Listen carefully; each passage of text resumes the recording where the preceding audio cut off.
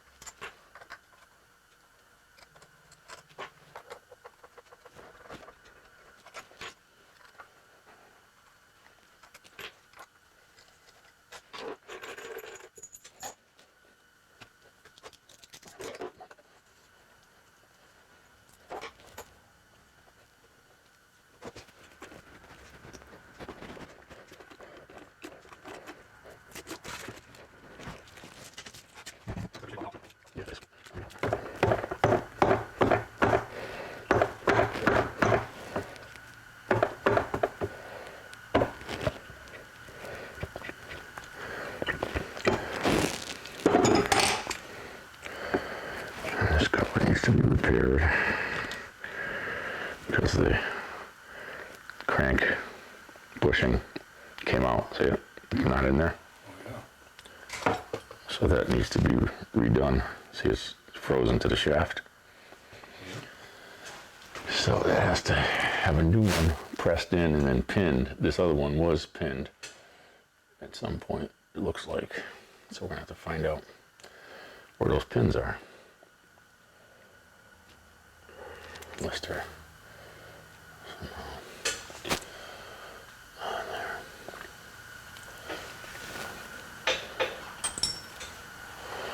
I don't know if this will come out as nice as we want.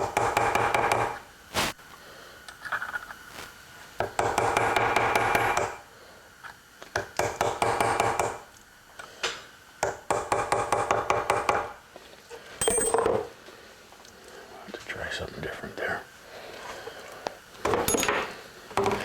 Must be if the puller for this gear will take it right off, maybe. Should, unless it's really seized on there bad, then we'll have to.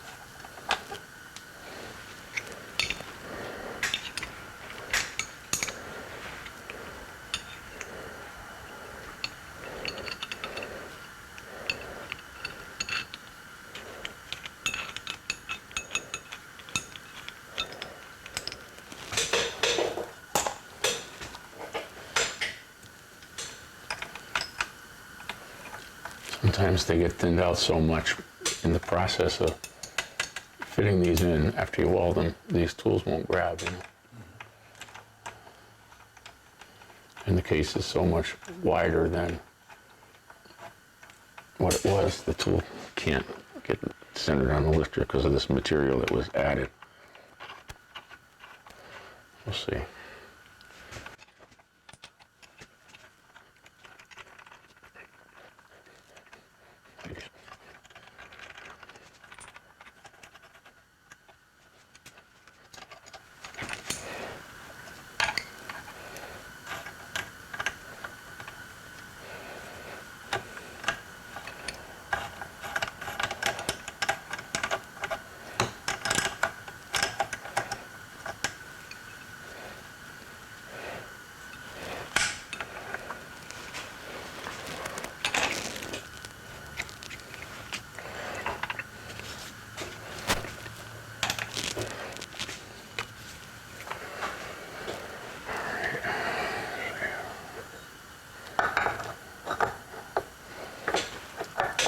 If there's any way that's going to go in there.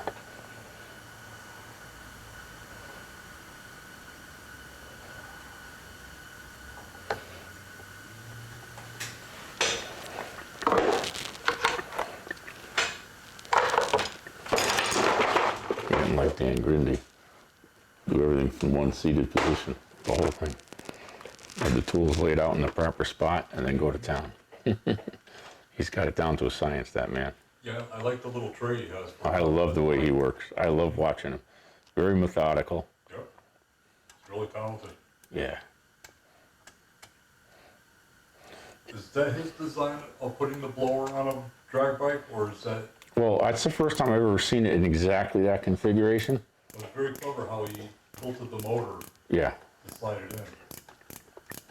So I don't really know the full answer on that. It was the first time I've ever seen that, that's for sure. Yeah.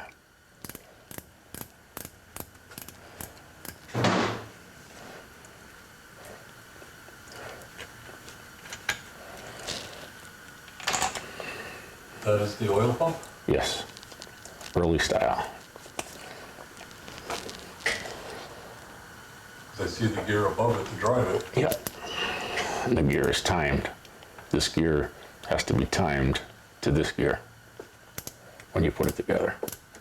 The oil pump does? Is it Yes. because it's There's a breather in here that's timed. Oh, okay. That opens and closes this passage here. like a shovel? Yep. So you create a little vacuum, Okay. which draws the oil down the cylinders into the crankcase from the heads, so it doesn't puddle up on the top. Okay.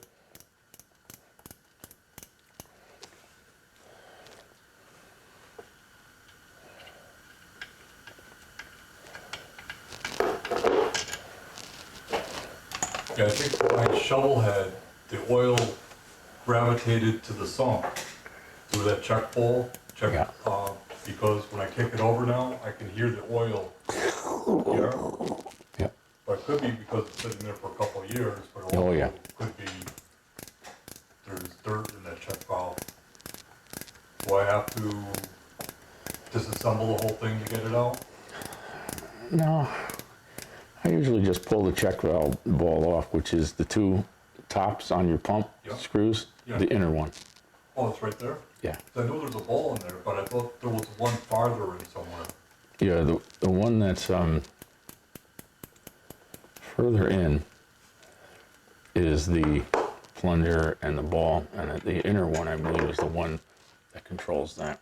Okay. Everybody thinks it's the outer one, and they burnish that, and that's only, I think, a spring-loaded ball on yours that keeps oil from going to the lifters. You know, it actually keeps a certain amount of oil going, I guess, to the lifters at low speed.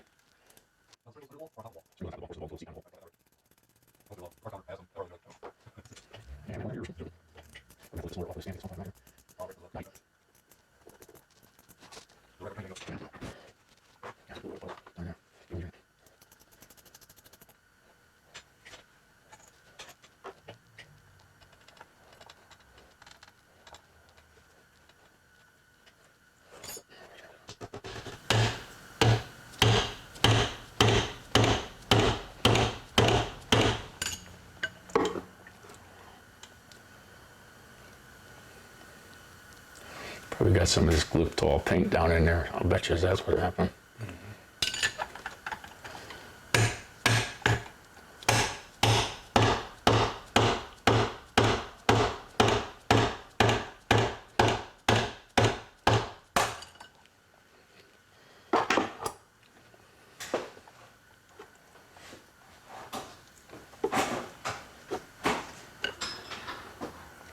That's what it is. Feel a little bit of shit in there.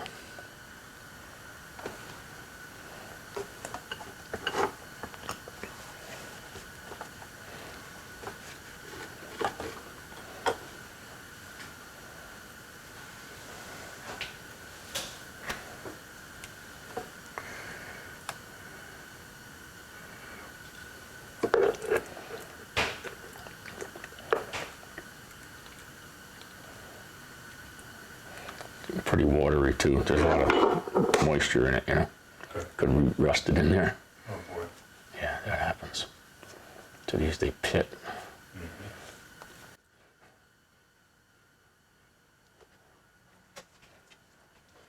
I think this is a quarter speed pump too. From an early. Is that good or bad? It's good for a drag motor. Wide open throttle. A lot of water in here. Yeah.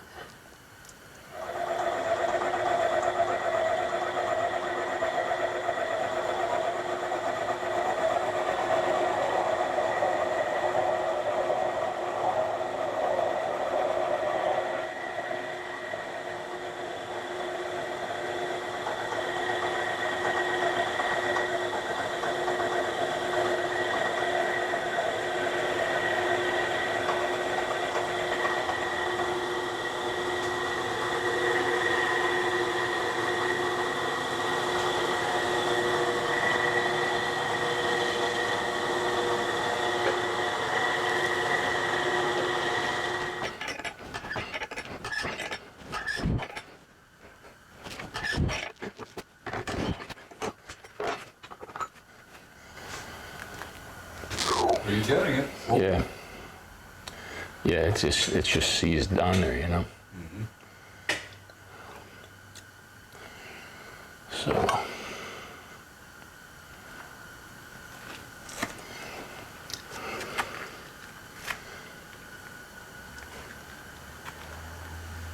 you have any liquid penetrate? yeah, I just don't think it's gonna get in where we need it. So I'm gonna use the hot wrench a little bit to assist us. So I think that's what it likes.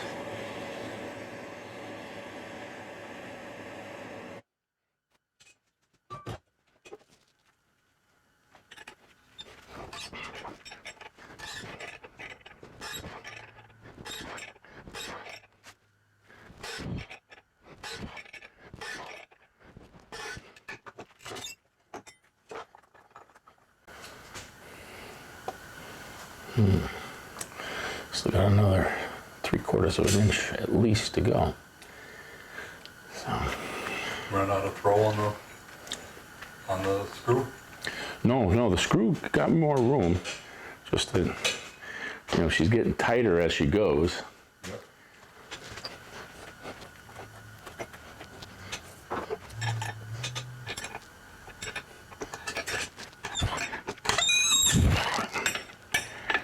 You always gotta watch that the cure isn't worse than the disease, you know, when you do these things, that you don't create another freaking long-range problem. But it does seem like the tool is resting in a comfortable, non-essential spot if it does create a divot on the case, you know. Right. I'll have to just hand sand the area down and make sure we don't leave any burrs where the oil pump has to come back up in to the cavity there.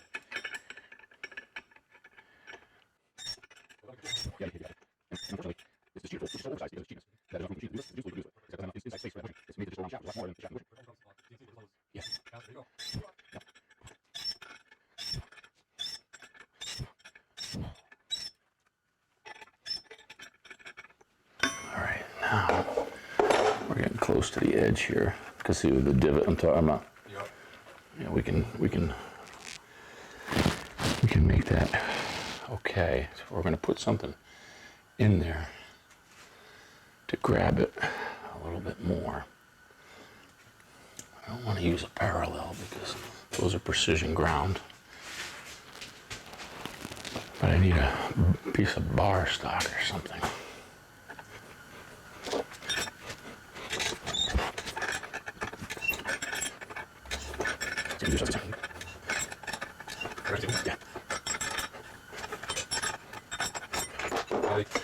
Yeah. So we're going to be putting a new crank pin in anyways, because this one's blued up pretty good from the seizing, you know.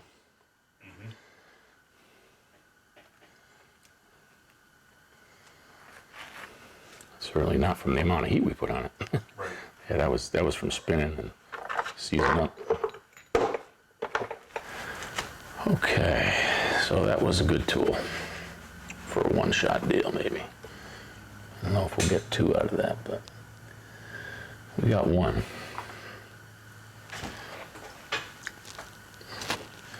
And she's still pretty hot. But you want to know all about spiral locks, so you're going to learn right now.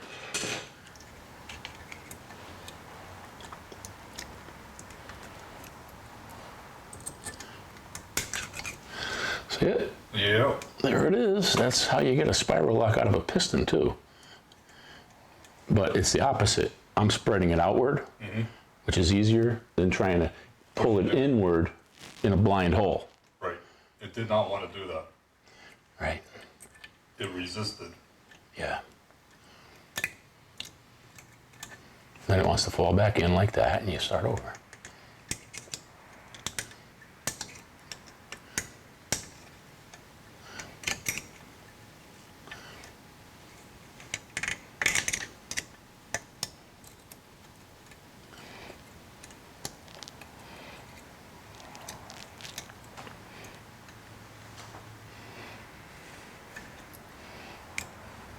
I can get free movies. It was called Jackknife with Robert De Niro and Ed Harris. And it was about 2 Vietnam vets that come back to their town, and their buddy didn't make it back. The 3 of them came from the same town, and they happened to be stationed in the same area, and they were under heavy fire. Robert De Niro was pinned, he wasn't going to make it, and his buddy jumped up and ran to try to retrieve him while Ed Harris was screaming, "Get back here, he's dead, you're never going to get him, he's dead, he's dead." And the buddy got killed trying to retrieve Robert De Niro, and Ed Harris lived with that secretly he was too chicken because he was so scared to get up and do what had to be done. And the buddy did, but didn't make it. Robert De Niro did survive, obviously. And it all came out later because Ed Harris was doing crazy things. You know, he was just depressed, came back living with his sister, you know, drunk all the time, you know, and just in an absolute terrible shape as a result. So there's your spiral line. Nice. As a result of the circumstances he was involved in and their interaction in civilian life, and how Robert De Niro falls in love with Ed Harris's sister, and Ed Harris wants nothing to do with that because he wants no remembrance of the war, and you know, was telling his sister, you know, the other guy's crazy, he's no good, he's got, you know, he's this, he's that. But it was a really cool movie. But the coolest part of it was the whole movie was filmed in Meriden, Cromwell, and New Britain. And so all of the scenes were scenes that you know very well when you see it. Yeah. Yep. Because as soon as they went to Robert De Niro's workplace, which was Uptown Garage, that's in Meriden. I knew the place very well as a kid. And so that was cool. I'm like, I know that building. So now I guess we clean up a little bit enough to get this off the stand. Oh, it's still freaking hot. And we'll, and I think she's ready to pull all the bolts, motor mount off, and split the cases. Nice, I've never seen that done. And then we'll be done for the day. That's as much as we'll get done today. Nice.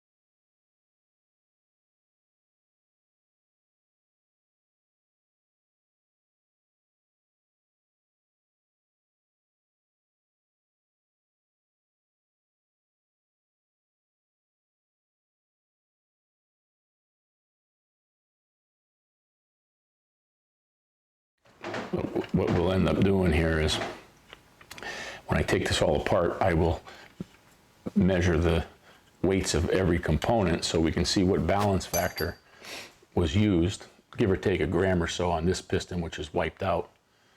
But both of these pistons are so similar that, and this motor doesn't have that big of a stroke. Otherwise, you'd have a huge cutout here. You know, the amount of material removed to clear the two pistons is minimal right here. We'll measure this up, see what balance factor they used to balance it, and then make sure we duplicate that with the new pistons, because they could differ in weight depending on what we end up for pistons, because we don't know until we get them.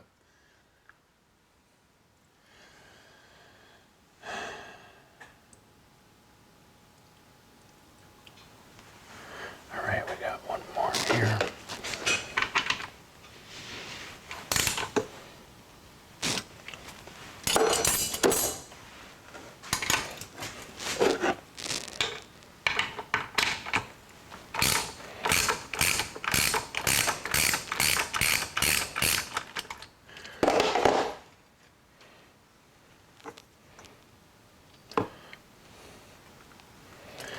They had a little clearance issue here that they didn't plan on either. I just noticed where the rod swung and hit the case over here. I can see the way the case is scored. That they missed that, and when you set the motor up, you set it up with the crank on this half and leave this half off. Put the barrels in with two studs, so you're looking at an open engine, and you rotate these and you see where the rods come after, because you have to cut these reliefs for rods with any stroke.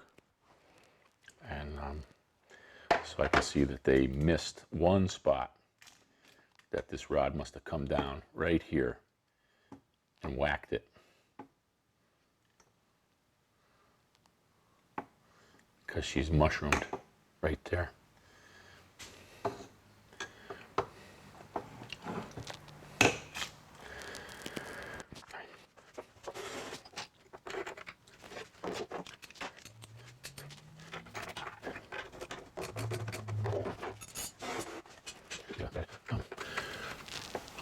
He's got a bad rear mount too, which he knows about. He's got a brand new one for it because it's stripped, you know.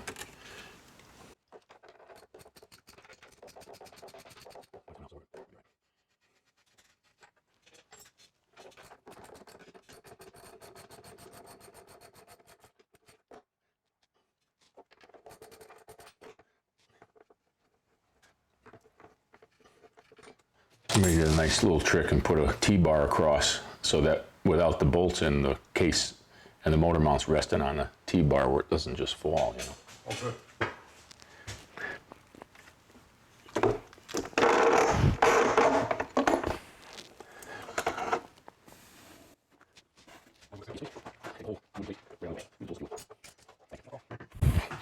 Let me put it in your way. Okay. Now, that dirty cloth, lay it down on the deck here. You got it. And I'll use that to keep the cases from getting scuffed, even where you can't see them. I mean, realistically, this one took a little longer to take apart because of a few circumstances like you saw.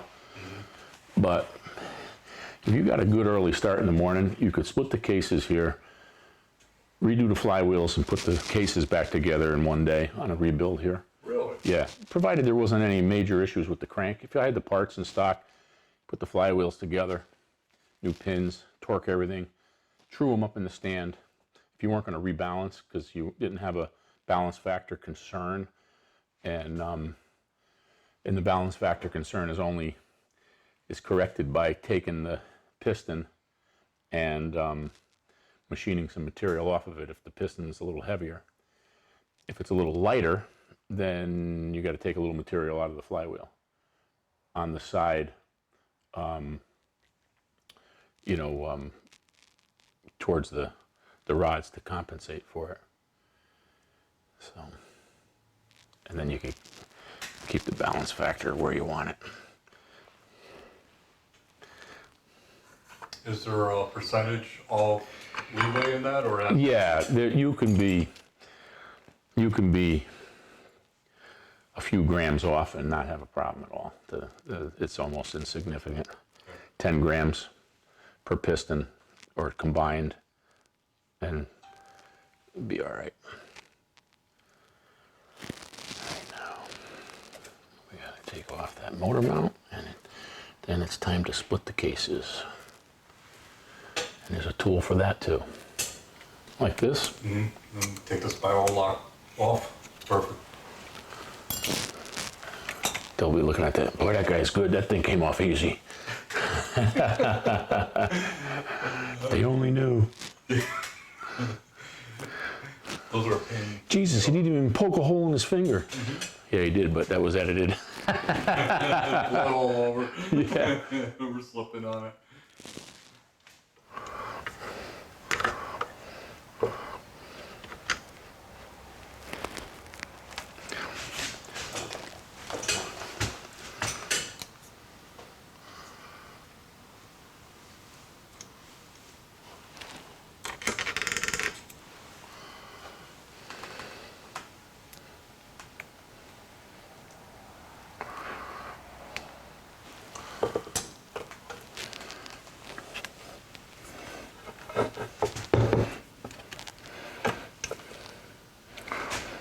Matter of fact, it's not even going to be necessary to use that.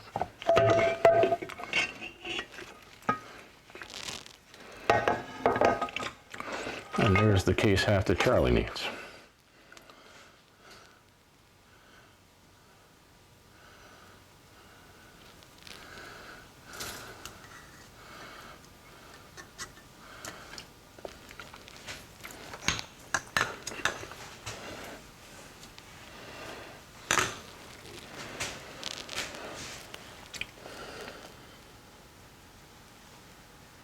We had some kind of interference here, see it? The score? Oh yeah, yeah. Yeah. Most likely, it's this nut coming around and hitting, just dragging some material with it. Oh, I see what you're saying. That big shiny part. Right there, yeah. Yep, it looks like it just touched. Not much, just took the paint off and dragged a little material with it.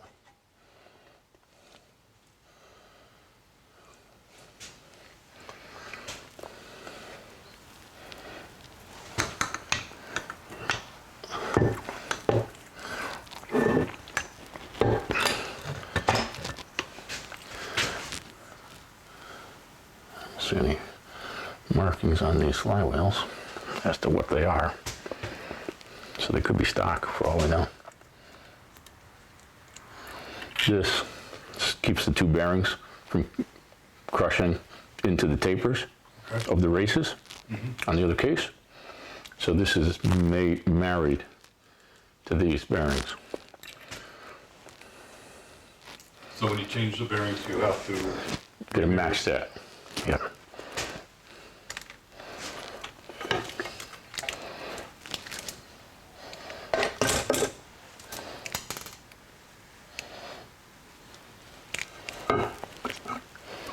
Those are all the cage bearings that fell out. So we can pick those up.